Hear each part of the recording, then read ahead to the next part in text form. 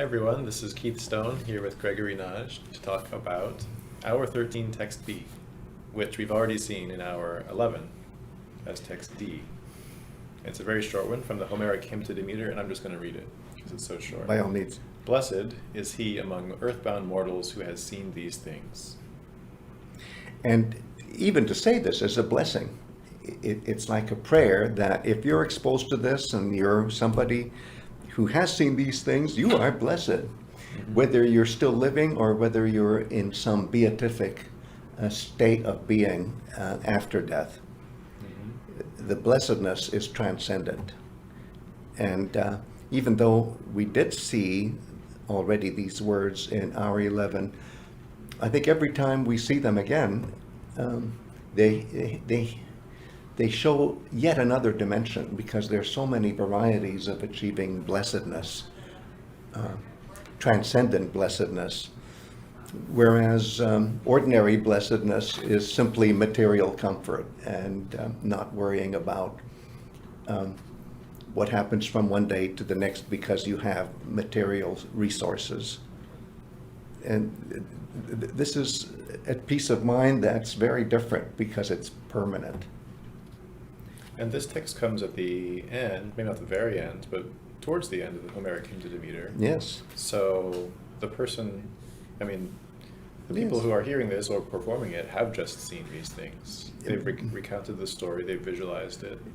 You use the key word, they visualized it, therefore they are blessed. It's a blessing just to experience the narrative about Demeter and how she restored vegetal equilibrium to the universe. And there might be some ritual that goes along with the telling of the hymn. Oh, I'm sure. So that there may be something that they did actually see as well, I would imagine. Oh, I think that's a good piece of imagination, and you start with maybe the Eleusinian Mysteries as actually performed on a seasonally recurring basis at Eleusis, outside of Athens. Eleusis was a kind of center point for civic initiation into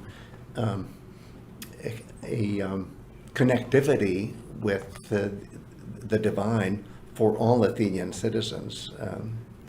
And this is a way to achieve it without even having a pilgrimage. You're just listening to the story, and that is like the equivalent, or at least a substitute for, of the experience of being initiated into the Eleusinian Mysteries.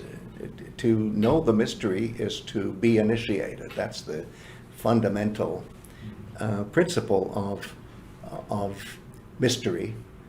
Even the Greek word mustērion has to do with initiation. So it's not so much the modern idea of being mystified. It's really understanding by way of visualizing something that you didn't understand, visualize before. So I could talk forever about this, even though it's so short. But to go back to your point, I quite agree. What we have here is a visualization, and therefore a form of initiation just by hearing the narrative, the story of Demeter and how she saved humanity.